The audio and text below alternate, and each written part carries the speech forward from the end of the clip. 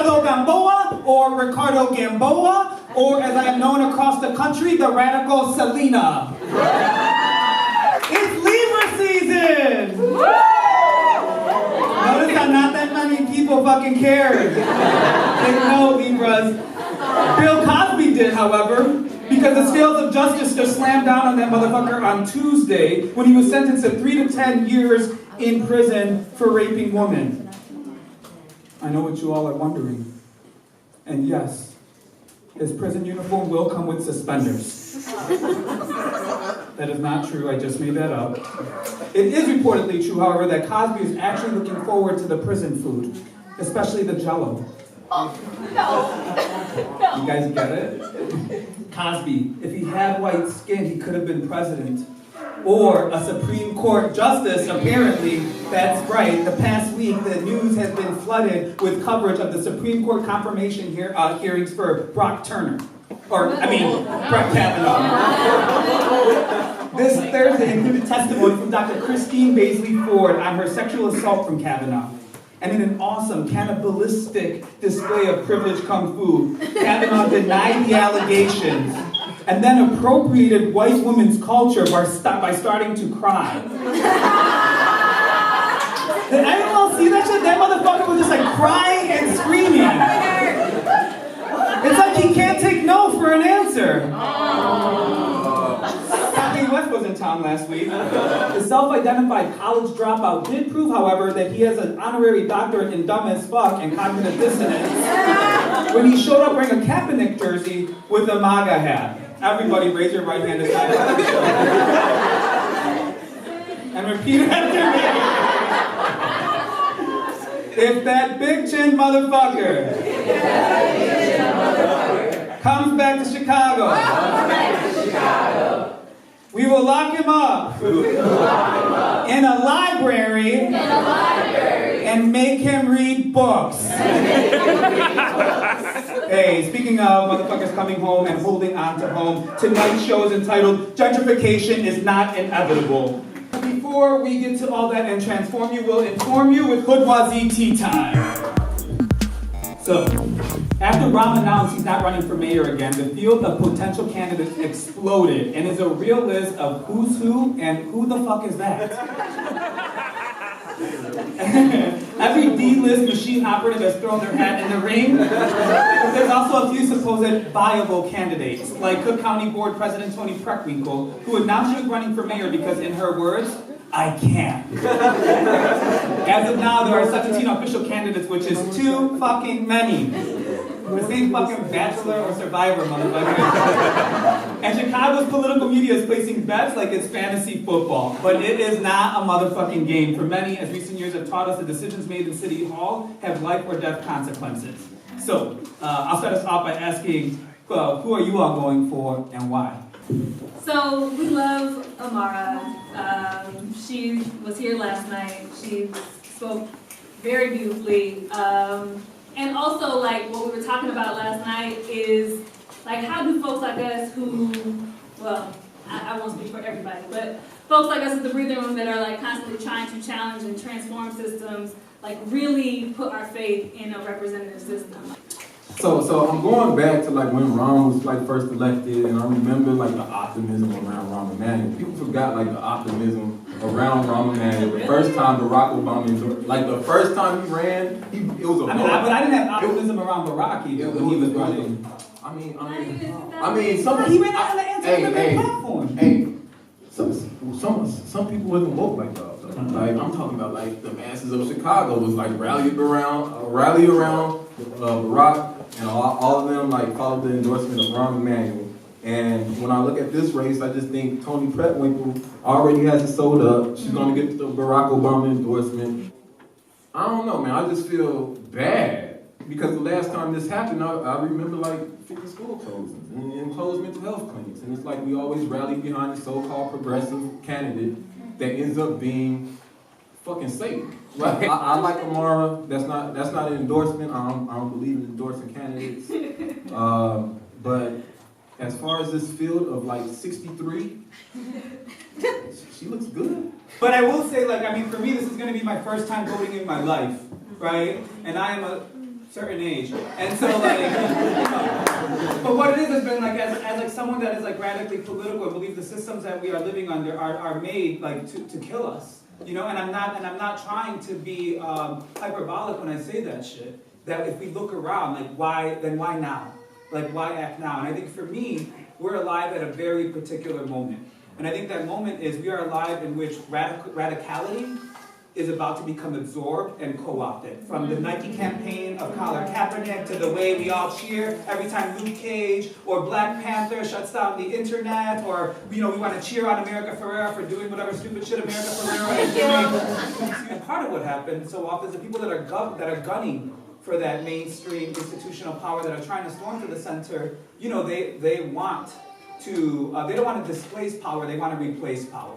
If we are going to be absorbed, if we are going to be co-opted, I will be fucking damned. If I let that happen without being like, no, I'll put my weight behind a person that I feel is trying to displace power, but replace with more equitable systems. Yeah, I'm sorry. I'm on a cut in everyone, and this conversation is making me really mad, right? Because not everyone can participate, right? Undocumented people can't participate, felons can participate, right? So this is making me really mad, and like what you said about Ocampo, right? She's like, oh, by abolish ICE, we didn't actually mean stop deportation. And we're like, bitch, we did mean stop deportation. When we said abolish ICE, and this is the reason why some undocumented illegal border crossers in LA got together recently to be like, this is what the fuck we mean by abolish ICE. Okay? Let's get it right. And part of it is like, we just have to make our messaging unco-optable. And it's like, no, we want to abolish these systems, like all of them. Our hope should not be in a fucking individual. Our hope, like, Angela Davis said that, stop waiting for your fucking Messiah. Like, he's not coming. And there's no reason why movements should die when people die, right? And we just have to understand that that's going to continue to happen if we place everything, right, on just like one single individual. And so I'm just really mad. I'm here to rep for LA. I'm here to be in community and build with y'all. I wish mad respect to y'all.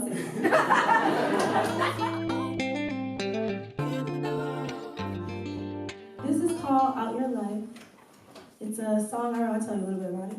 I wrote it when I was getting out of a pretty abusive relationship. I had a broken foot. I couldn't walk out of his life. I kind of hobbled out. Here you go.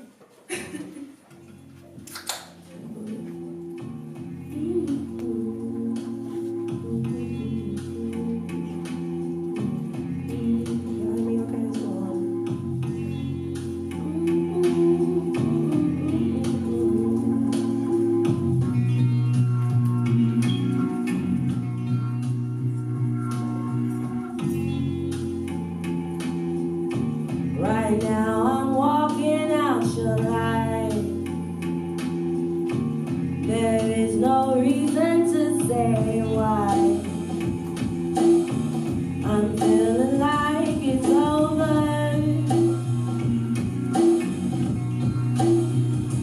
Curtains closed. The bars about we gotta go. We've reached the end and they all know. We better say it's over.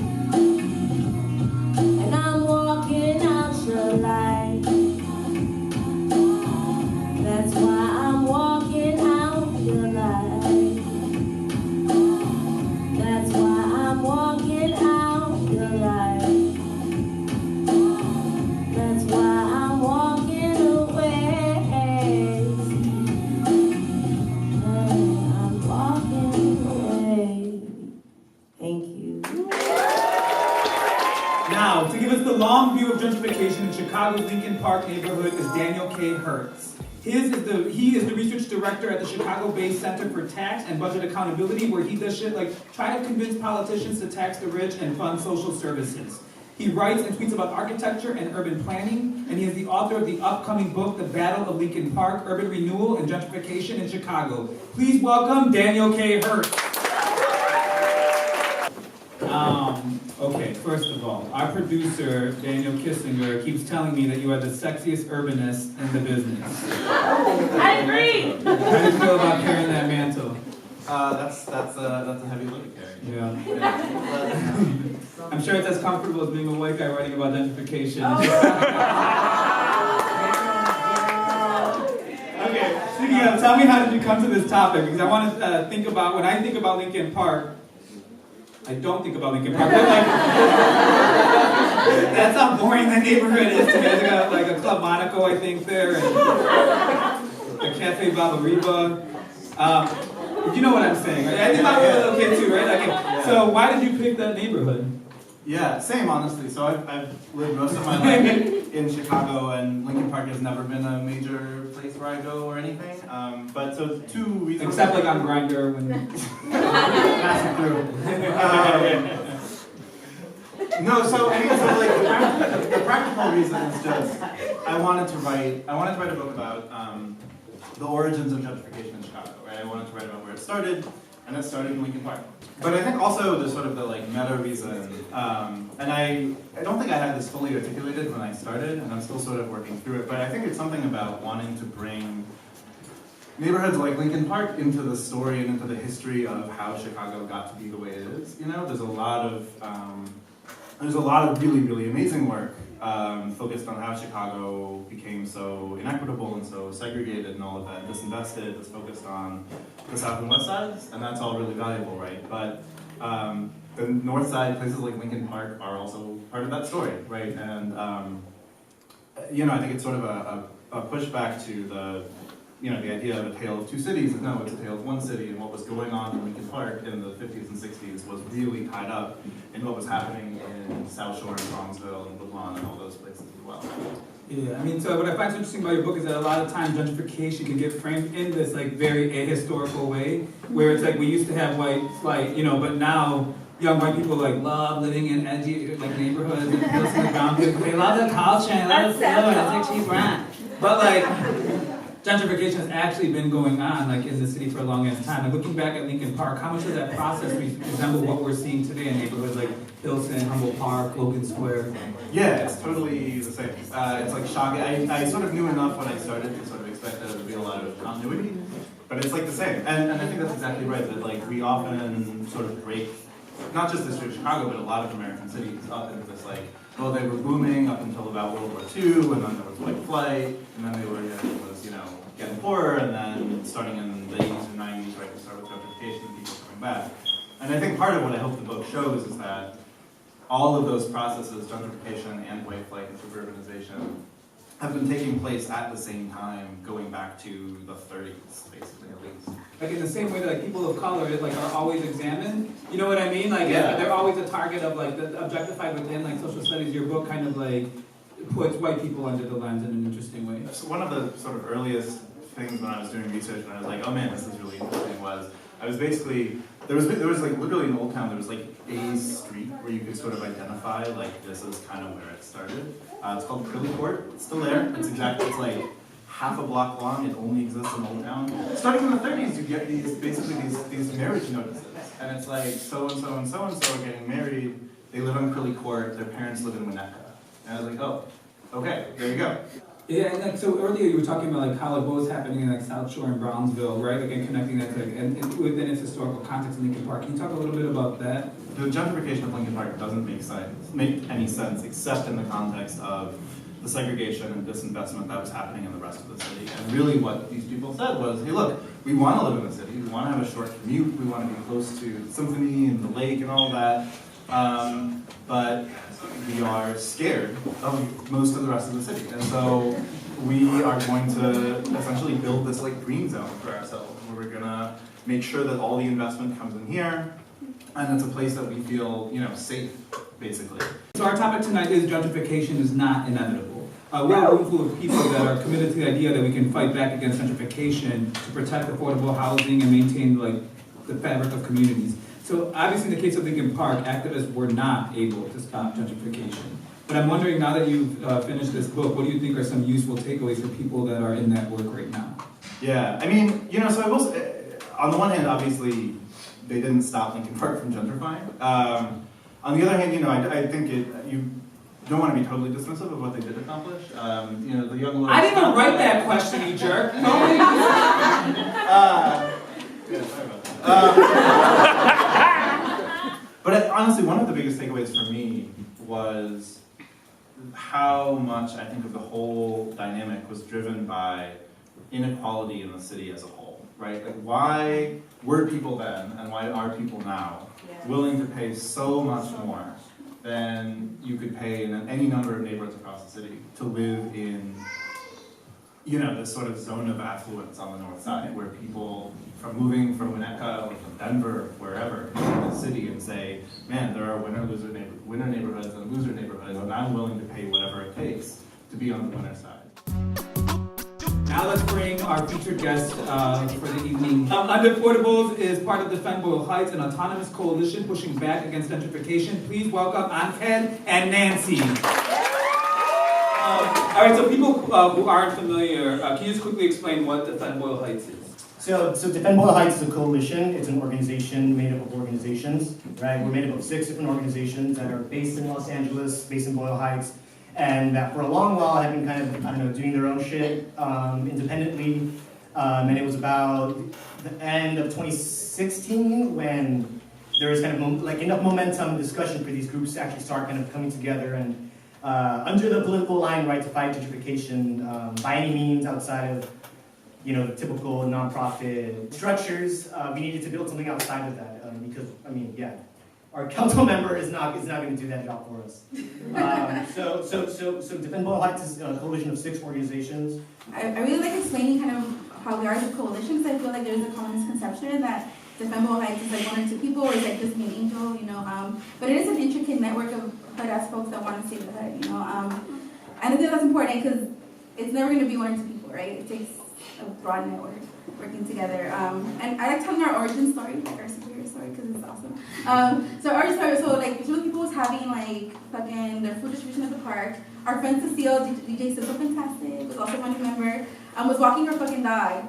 When she walked into the park, there was a fucking, four white limousines rolled up, full of white people. There was the local high school band was practicing at the stage that we have at the park. What we later found out was this mobile opera. I was like, Oprah? Opera? Yes, mobile opera. Yes, this mobile opera was making their way into the hood, and they kicked out the kids that were practicing. The band kids that were practicing on the stage. They kicked them out to make way for their fucking play. Everyone was white, and they're all fucking wearing white. And they had a fucking street vendor selling paletas. Yes, right? So literally everyone was just like, fucking hood alert, hood alert, there are white people at the park. And we all literally lived within a 1 mile radius of each other. So basically we all just fucking flocked to the park and we're like, what the fuck is going on? I was fucking moving that day and I was like, okay, fucking grab our camera, let's go film, let's try to get some footage. So basically that was the event where because some people was there and then our friend was there and then she was able to get all of us together, we were able to push them out of the park. And the band kids joined us and they were able, they were trying to do their little playing, they were playing their instruments all kind of loud. They're high school students. So after that event, we're like, okay, who the fuck are these people? Why the fuck are they rolling around in fucking white limousines? Well, white people, it's like Boyle Heights is 99.9999% Latino. So it's also kind of first encounter shit. Right. Not give your shit away for some glass beads, motherfuckers, you will not. Yeah, so we later found out that that it's called hopscotch and mobile opera. They're bringing art and culture to the community because we need art and culture. Right. Where does someone teach me art? So we found out that it's local nonprofit that we've been fucking dragging forever, self-help graphics. So they're like, no, we reached out to the community. We're like, we're the fucking community. We're right here telling you get the fuck out. So it was really, I think so we realized we needed to fucking come together and figure out what is our community voice. So after that incident, we're just like, okay, we can't, there's too many of us doing work, right? Doing stuff in the hood, like we have to come together and figure out how we're gonna fucking fight this. Can you describe some anti-gentrification tactics? Yeah, I have one too. Can you describe some anti-gentrification questions? You guys explain some of the main tactics that you use. I just wanted to finish off the question that Ricardo asked. So I feel like the reason why the Gamboa Heights work so well is because we are in this, like, for real. Like, all of us made a conscious decision to say, you know what, we're going to fight for the hood. And we're in it together as a group, and our only mission is to save the hood. I don't know, any strategy to fight gentrification that's like peaceful or like liberal, I think from our experience, kind of looking back in retrospect, has just not worked. I mean, if gentrification's happening, then whatever the fuck you did a year ago just failed. Like, it fucking failed. It didn't work. And, I mean, my immediate idea, I think when we started pushing back against the gallery specifically, was to just be able to make it as uncomfortable for them. They're there to consume an amenity, you know, like that's what you do. That's what you do in most places in capitalism, right? You're gonna go somewhere, you're gonna buy something, you're gonna enjoy something. And that's what you're there for, right? You're there for the good time. Fuck your good time. You're not gonna move into the neighborhood. You're not gonna go to the art gallery. We're gonna find whatever strategic ways to just make it as uncomfortable and uninviting for you as a gentrifier, as a person to come here, and also as a business who just establish yourself here. Like, it's gonna be hell. We called it boycotting all the galleries. People were still gonna go.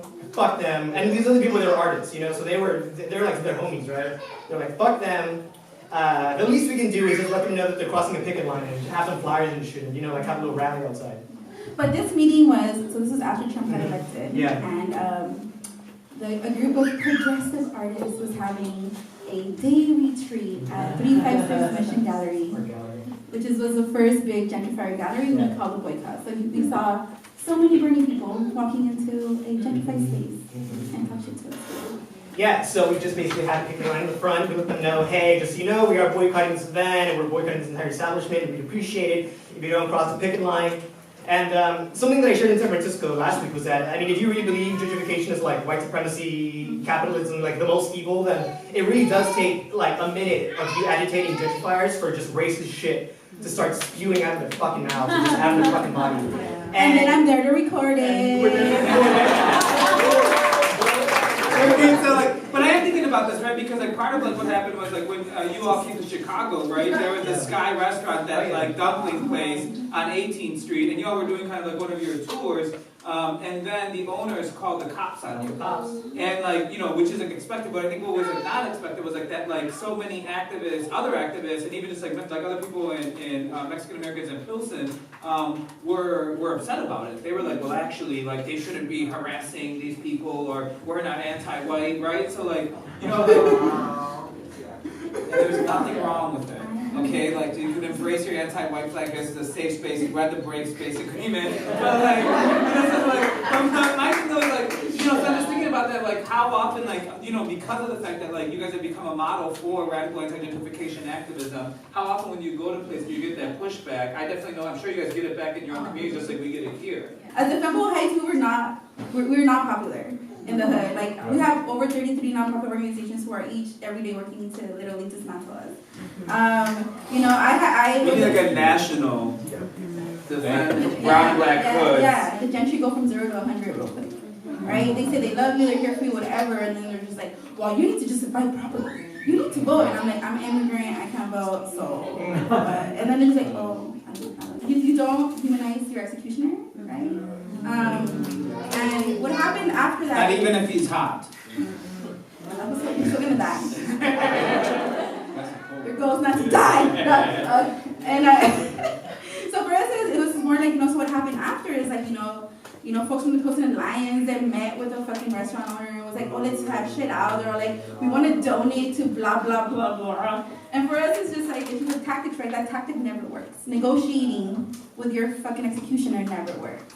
To me, there is no other like morally valid position to take in the context of gentrification. You know, like, are you chill with like immigrants and undocumented people and working class people and homeless people to be like buying displaced from the community? Like, if your answer is literally like, I mean, what's complicated? Like, you're like a pure piece of shit. Like, you're not my homie. I got enough homies. I got like 4 homies. Let's chill, you know. Even like in Chicago, like to make a parallel just for black folks, like you have Kanye West meeting Theaster Gates. Like Google Theaster Gates, right? Theaster Gates is partly responsible for the gentrification of fucking. Theaster Gates. Right. Washington Park, right? Washington Park gentrification. They got a fucking gallery on 47th where they have like artists in residence, right? But outside of 47th Street, like you have niggas just like out there selling drugs, like homeless as fuck. Like homeless as fuck.